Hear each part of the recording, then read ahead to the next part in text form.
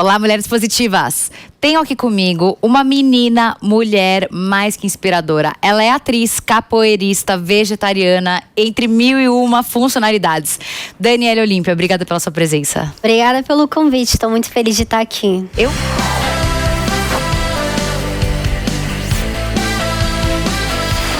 Mulheres positivas. Eu tô apaixonada por você. E você estava me contando fora do ar a quantidade de coisas que você fez. Então, vamos lá, um resuminho. Um resuminho de tudo que eu já fiz? Um resuminho da sua infância, da sua adolescência e da pequena fase de maturidade, se eu puder dizer, da sua vida adulta, dos 18 aos 25. Bom, acho que tudo começou quando eu quis ter uma independência financeira sendo criança. Foi quando minha mãe falou assim, não, você não vai pra esse parque de diversão com seus amigos porque eu tô sem dinheiro. Eu falei assim, então preciso de dinheiro. Quantos você tinha?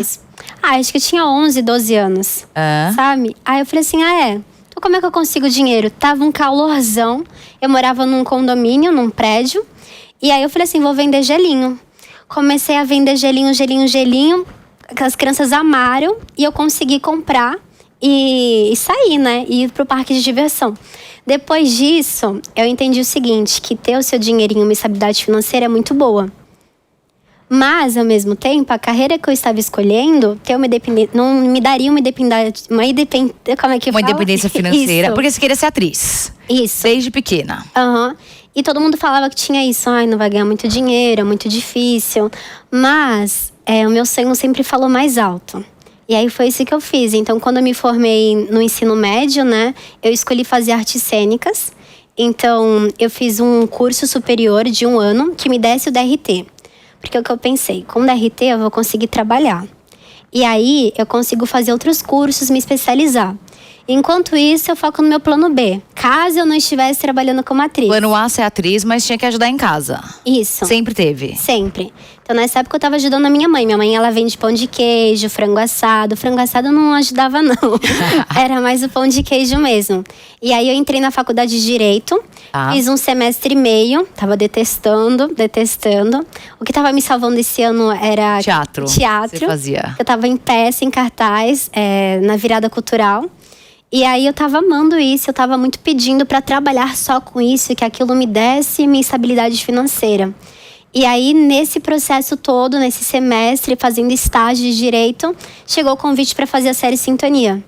Aí eu passei, fiz a Cacau, faço até hoje a Cacau. E aí, não saiu a série.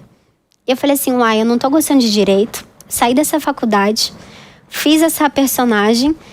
Mas o que ela me deu de retorno? Tipo assim, com certeza me deu muito. Só que como ela não tinha ido pro ar, eu não sabia da dimensão. E querendo ou não, quando você precisa de dinheiro e você recebe pelo produto, você tem um valor X. Não significa que aquele dinheiro vai cair todo dia na sua conta.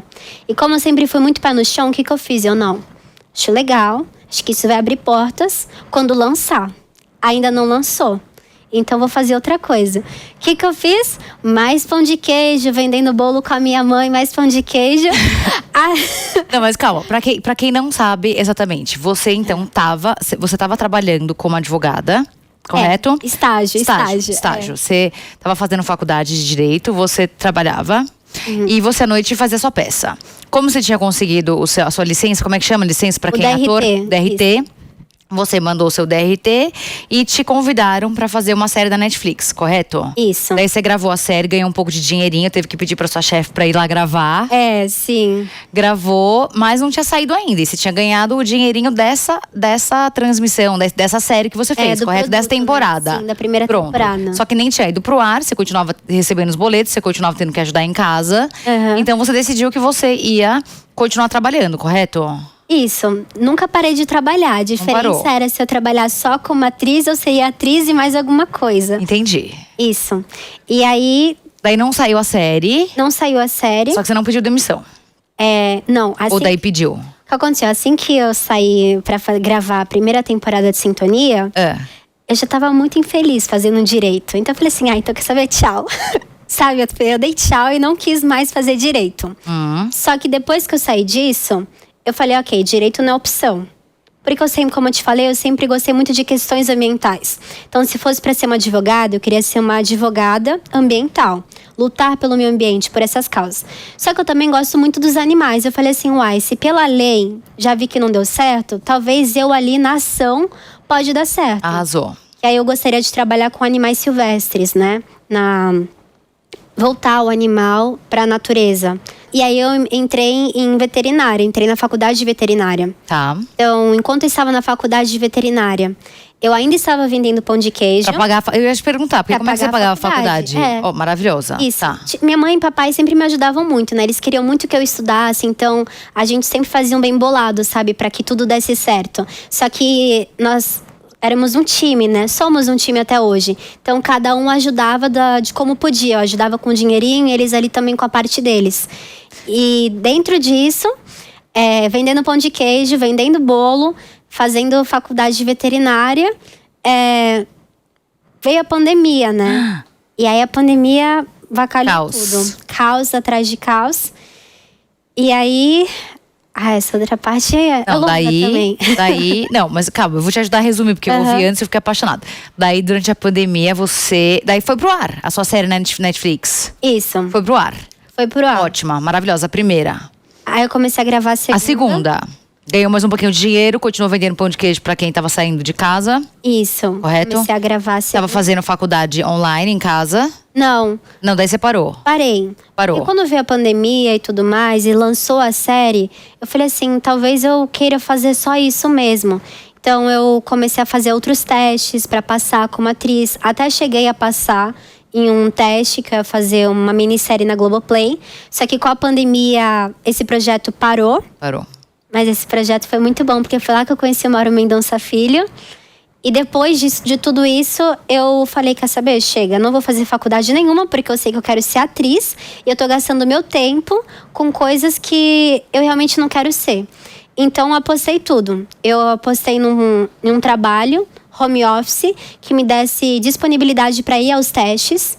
E me desse como se eu pudesse mudar o meu horário. Tipo, Mas como é que você conseguiu esse trabalho? Só um parênteses. Então, eu sou boa no inglês, né? Eu tô aprendendo inglês até hoje. E aí, eu sou muito estudiosa, sempre. Eu sou muito esforçada. É uma das coisas, assim, que eu admiro na minha qualidade. Então, assim, minha amiga falou que tinha uma vaga numa empresa de analista de marketing bilíngue. Tá. Eu sabia de marketing? Não. Eu falava inglês também, não. Mas... Eu sabia um pouco. Só que eu ia passar pelo processo seletivo. Eu fui passando. Eles foram ensinando. Eu fui dando o meu melhor. Passei. Arrasou.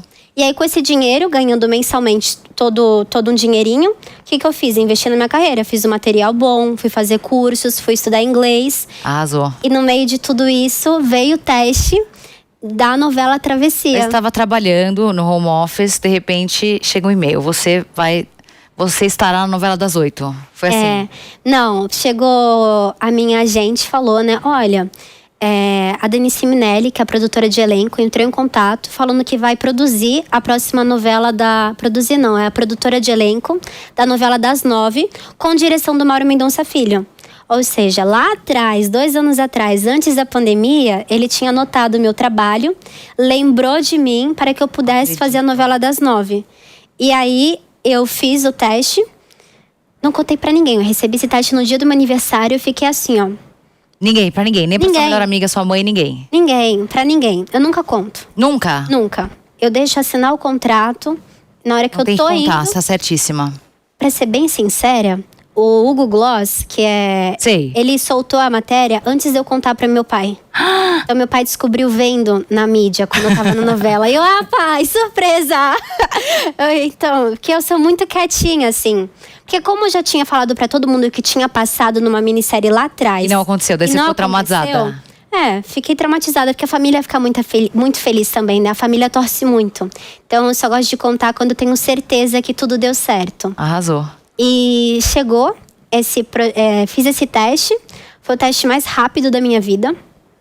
Fiz 2 takes. Aí eu, é isso? Ela, não, você foi muito bem. Aí eu, tá bom. E aí falaram, você vai pro Rio de Janeiro, vai morar lá 1 ano. Como é que você tá de agenda? Tá tudo bem? Aí na hora que eu assinei o contrato, na hora que o Mauro Mendonça me ligou, que eu pedi demissão nessa empresa, que eu tava trabalhando como analista de marketing digital. Sim. E daí você parou de vender pão de queijo também? Parei, porque minha mãe, nesse processo todo, né, de pandemia, nós vendíamos pão de queijo juntas em São Paulo. Agora minha mãe, ela vende pão de queijo em Minas. E as pessoas, eu já contei um pouco dessa história e as pessoas falam assim, nossa, passou por perrengue, e nossa, sofreu. Eu tenho a maior admiração pela minha mãe, por ela vender pão de queijo, bolo, e por ela ter me ensinado esse lado empreendedor. Com certeza. Então eu não vejo como foi um lado sofrido ou nada disso, sabe? É um lado de admiração, superação. Sem dúvida. E o pão de queijo dele é o melhor do mundo. Se alguém tiver em Vazante aí, quiser o pão de queijo da Madalena, compra com ela. Não, mas batalhadora, toda a minha admiração, toda pra uma mulher dessas que lutou, criou bem a filha, deu bons princípios pra você. Você é corajosa, lutadora, estudiosa. Obrigada. Maravilhosa. Obrigada, você também. Não, tudo isso. E Dani, meu Deus do céu, e o seu personagem? Te falei que a última novela que eu assisti foi O Clone, mas o que eu ouvia sobre você, primeiro, enfim, a emoção que você passava para as pessoas, esse tema, né, da pedofilia, da tecnologia, do universo digital, da inteligência artificial. Acho que conta um pouco sobre quem era a sua personagem, para quem não assistiu a novela, e depois eu quero discutir os conceitos por trás desse personagem maravilhoso, a Karina. A Karina é carioca, da Gema, de Vila Isabel. Ela tem uma família muito linda, uma mãe e um pai que são presentes, estão ali com ela sempre. E ela não é que ela é ingênua. Não, a Karina foi bem ingênua assim. Não vou passar o pano pra minha personagem. Ela é ingênua. Ela acha que ela tá conversando com uma atriz, quando na verdade não é uma atriz. Porque ela pagava pau pra uma atriz, né? O sonho dela era ser uma atriz famosa e amava uma atriz. Ela amava uma atriz e acha que tá conversando com ela. Essa atriz fala, ai, você tem vontade de ser atriz também? Eu consigo te arrumar um teste. Aí ela, beleza, como é que eu faço? Bom, primeiro você tem que malhar, porque vai ser uma série que vai se passar na praia. E aí a Karina começa a malhar muito, ela fica nessa compulsão pelo corpo perfeito, querendo se enquadrar nesse padrão que essa Bruna Schuller, que era essa atriz, que na verdade não era atriz, era um pedófilo que estava por trás, se passando, né, por essa personagem. Não sei se ficou claro pra quem tá. Ficou? Eu acho que sim, mas vamos lá, resumidamente. Então, a personagem, pra quem não assistiu a novela, assim como eu, né? Uhum. A personagem que a Dani interpretou, que se chama Karina, queria ser atriz. Uhum. E ela segue uma atriz muito famosa que se chama Bruna Schuller, que é interpretada pela Júlia. Isso. E começa a conversar por direct no Instagram, correto? Não é nem direct, é tipo, ela começa a fazer chamada de vídeo.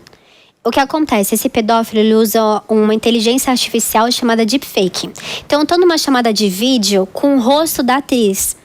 Ela tem fisionomia da atriz, tem voz da atriz. E é muito perfeito? É muito perfeito, muito perfeito. Muito crível. Tanto que na hora que a Karina fala não era ela, todo mundo fala assim, tá louca, tá usando droga. Todo mundo viu essa atriz. Todo mundo viu você conversando com ela por chamada de vídeo. Por isso que as pessoas se assustaram tanto. Surreal. E era um pedófilo, usando, né, esse deepfake, esse avatar dessa atriz. E aí, com o tempo, ela vai mandando foto do corpo dela, vai pegando uma intimidade e manda foto sem camisa. Ai, deixa eu ver sua bunda. Será que você já tá bem? Vai mandando a bunda e tudo mais. Até que esse pedófilo aparece e fala assim, então, você não queria ficar famosa do dia pra noite? Então, você não tava conversando com nenhuma Bruna, você tava falando comigo o tempo todo. As fotos que você tirou foram todas pra mim. E se você não tirar sua roupa agora e fazer o que eu quero agora, eu vou mandar isso pra sua família, vou mandar isso pros seus amigos. E a Karina, ela se sente tão constrangida, tão envergonhada, tão burra, que ela trava. As pessoas falam, por que ela não saiu do quarto? Por que ela não fugiu? Ela travou. Ela entrou num lugar ali que ela cedeu. E quando ela começou a ceder, foi um caminho sem volta. Aí todo dia ela tinha um compromisso de ser estuprada virtualmente por esse predador social. Gente, eu fico pensando que meus filhos são pequenos, mas imagina se eu fosse a mãe da Karina, né? Eu queria que você deixasse uma mensagem pra quem tá te ouvindo, te assistindo, pra quem é mãe, ou eventualmente pra quem é novinha como você e tá passando por uma situação dessas. O que você diria pra esses personagens aí? Bom, acredito que o diálogo é o começo de tudo. A gente tem um grande tabu, que é sobre educação sexual. Educação sexual não é você ensinar o seu filho, a sua criança a fazer sexo. É você explicar para ele como ele não pode ser tocado, como ele não deve ser sujeito a algumas situações. Então, a partir do momento que você tem um diálogo aberto com o seu filho, você começa a cuidar disso.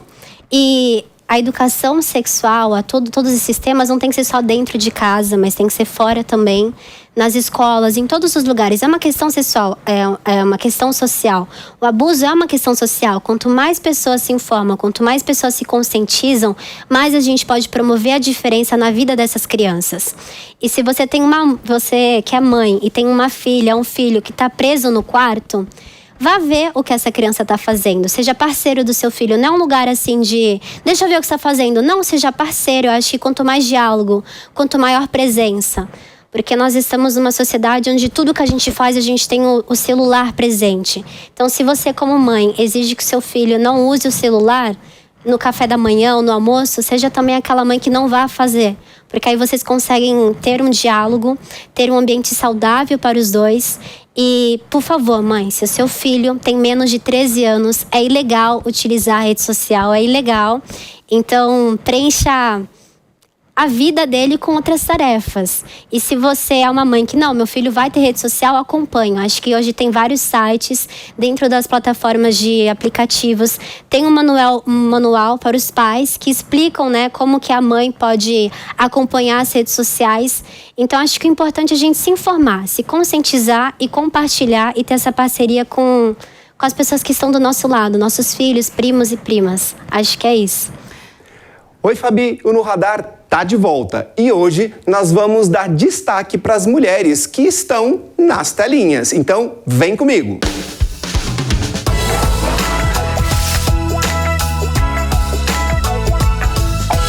Começando com um nome importante. Você sabe quem foi Hattie McDaniel?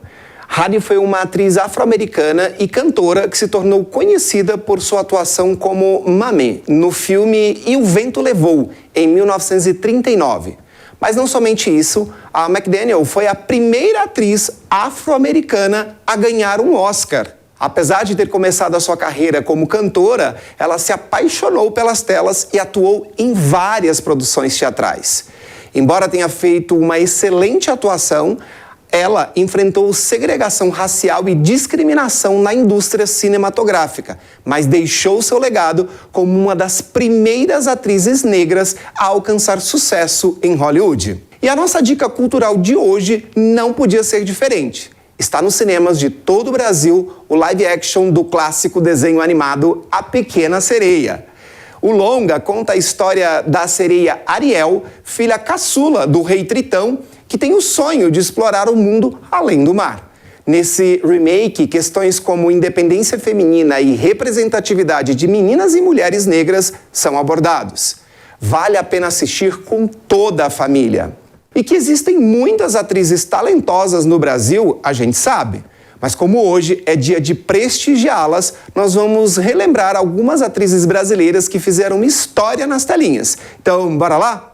Começando com ninguém menos que Fernanda Montenegro. Considerada uma das maiores atrizes brasileiras de todos os tempos, ela tem uma carreira sólida no teatro, televisão e cinema. Em segundo lugar, colocamos aqui a grande Lília Cabral, que com uma presença marcante na televisão brasileira, se consagrou como uma atriz versátil que já atuou em diversas produções aclamadas. E para fechar a tríade das atrizes que marcaram uma época, temos a Andréa Beltrão.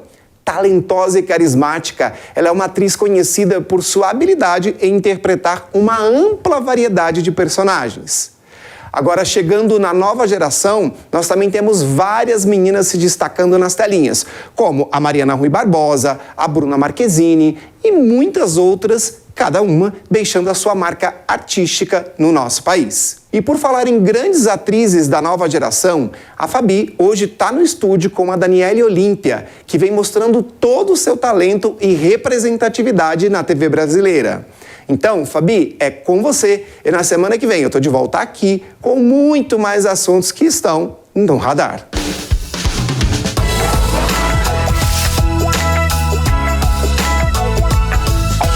Dani, eu tava te contando fora do ar que isso aconteceu, não comigo, mas com uma colega minha na escola.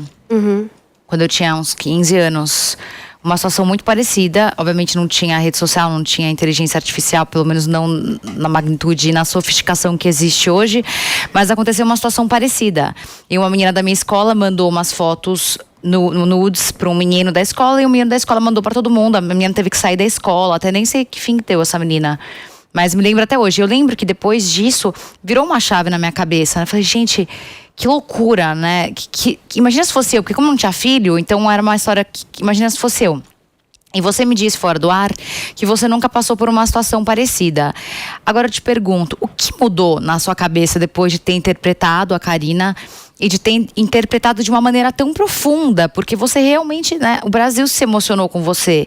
O que mudou pré e pós esse personagem? Eu fiz muitos estudos, então eu tive contato com muitas mulheres que passaram por isso. Não só sofreram cyberbullying, mas sofreram assédio sexual dentro da casa delas ou no trabalho delas. Então, de alguma forma, como Karina, eu quis contar a história de todas elas. E isso me trouxe uma maturidade como mulher muito grande, assim. Acredito que as pessoas, elas, quando me param na rua, elas sentem uma certa intimidade comigo para compartilhar o que aconteceram com elas. Então, eu sinto que hoje eu quero ser uma porta-voz, sabe? De olha, abuso contra crianças, abuso contra mulheres, de levar essas informações. Porque eu sabia que o número de mulheres que eram violentadas era muito alto. Mas depois que eu comecei a pesquisar e falar com essas mulheres, eu percebi que é maior ainda.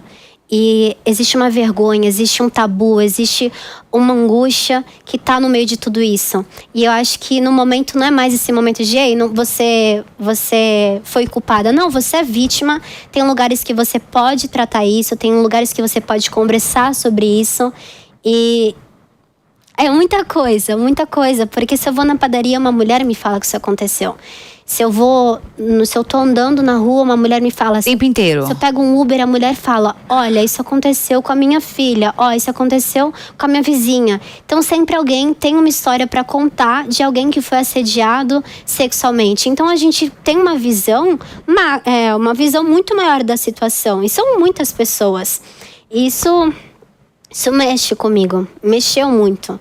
E eu usei acho que esse meu sentimento de angústia, de raiva, de tristeza, pra colocar na personagem, na Karina. Porque eu sabia que se eu sentisse isso como Daniele, eu iria ter que tratar na terapia e não ia conseguir fazer essa personagem. Então eu transferi, eu falei assim, tudo isso que eu tô sentindo eu vou colocar na Karina. Eu vou levar como um propósito pra informar as pessoas, conscientizar as pessoas. E na minha época não tinha rede social, né? Então, hoje, as pessoas da sua geração, 25 anos, fico pensando, inclusive também nos mais novos. A Karina tinha quantos anos na novela? 16. Essa geração é muito rápido, né? Exponencial. Você tirar uma foto e colocar na internet. Mudou, né? Antes, de repente, ficava limitado num grupo, né? Você muda de escola, acabou. Agora não. Porque nas redes sociais você consegue difundir com muita velocidade, né? Viraliza, né? E hoje esses predadores sociais, eles fazem de uma forma tão nojenta, de que se eles têm acesso a essas fotos, eles conseguem ganhar hoje dinheiro com elas. Colocando em sites pornôs, vendendo a imagem dessa garota, colocando em lugares horríveis. Então, precisamos nos informar, nos conscientizar e agir também, né? Pra onde quando isso acontece com alguém, o que a gente faz, né? Preconceito. Muito nova, no começo da sua carreira, embora você hoje esteja num patamar muito bom, porque você realmente emocionou o país, então você conseguiu capturar a admiração das pessoas como um todo. Mas você vem sofrendo algum tipo de preconceito? Você sofreu algum tipo de preconceito que você quer dividir aqui com a gente? Primeiro, muito obrigada pelas palavras. Preconceito sim, eu acho que sempre que você sai de um padrão estético, você infelizmente está sujeito a algum tipo de preconceito. Hoje isso com certeza já foi quebrado, mas quando eu era mais nova, eu já sofri preconceito pelo meu cabelo. Eu fazia progressiva de tanto que as pessoas falavam que Meu cabelo era feio, era de bombril, essas coisas. Mas hoje não, hoje eu passei pela transição capilar e a minha juba é minha assinatura. Não me vejo sem ela. Gente, a sua juba é maravilhosa. Obrigada. É linda. Obrigada. E como é que você se vê daqui a 5 anos? Daqui a 5 anos você vai ter 30 anos. Eu espero fazer filmes lindos. Estar com algum projeto assim que eu admire na minha área como atriz, mas eu gostaria muito também de que talvez criar uma marca de produtos ou cosméticos naturais que não prejudicassem o meio ambiente, alguma coisa relacionada a cabelo também. Eu gosto disso, mas eu espero que eu faça projetos maravilhosos, não só aqui no Brasil, mas fora também. Eu gostaria muito de viajar o mundo levando a minha arte. Arrasou. Um filme que marcou sua vida, pode ser 1 ou 2 que você quer dividir aqui com quem tá te ouvindo, te assistindo. Esse filme me marcou, mas não é pela história dele. Eu me apaixonei pela Julia Roberts nesse filme, que é uma linda mulher. Amo. E quando eu vi ela atuando, eu me conectei tanto com a personagem dela, achei ela tão linda, tão crível, tão sensível, que eu falei assim, eu só vou ver esse filme de novo quando estiver na televisão. Então eu fiquei um bom tempo sem assistir esse filme. Aí quando lançou a primeira temporada de Sintonia e eu me assisti na televisão, eu desliguei e falei, agora linda mulher. E comecei a assistir esse filme.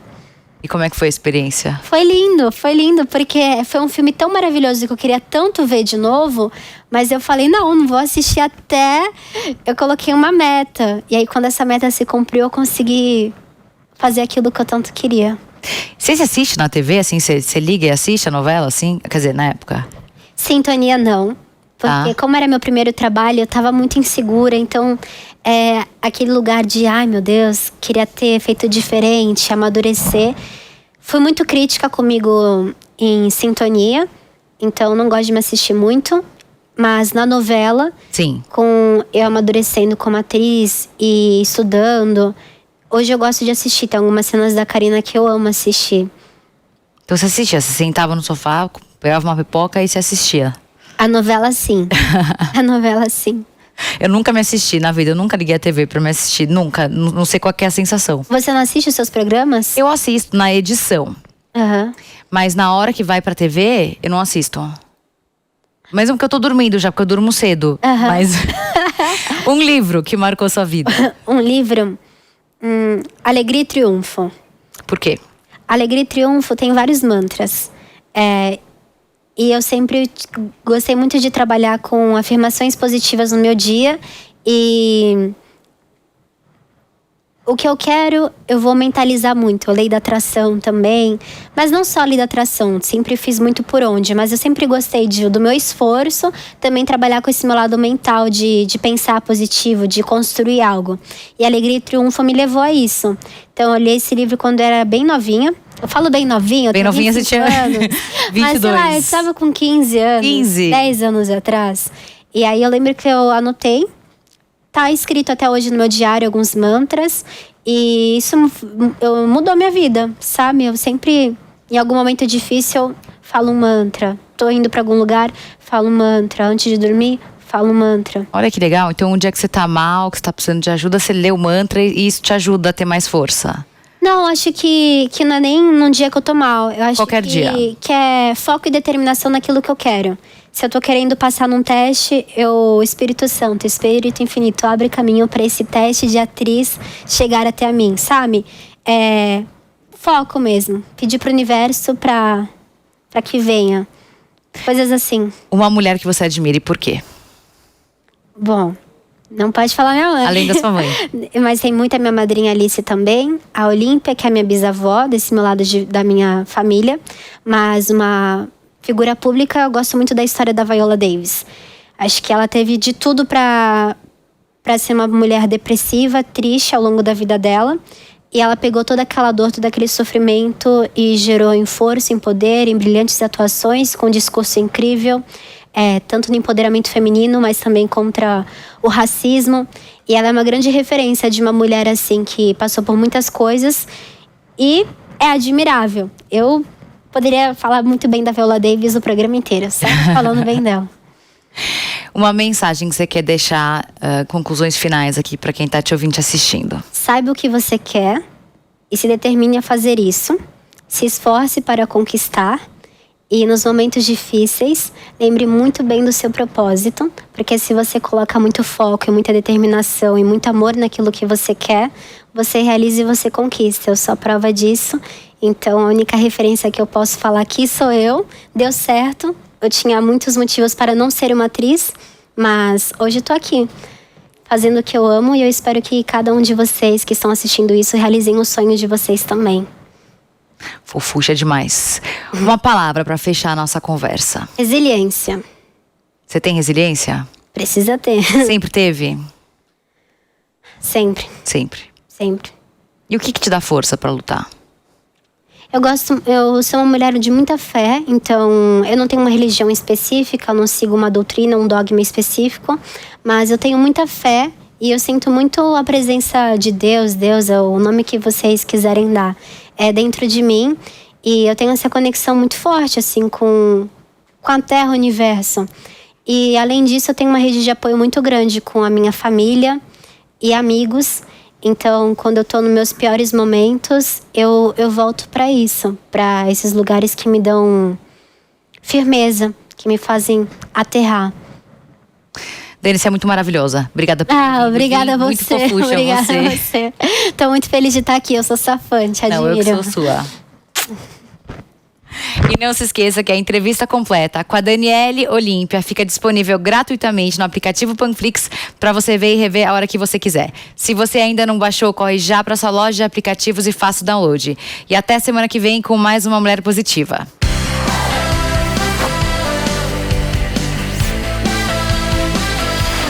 Mulheres Positivas.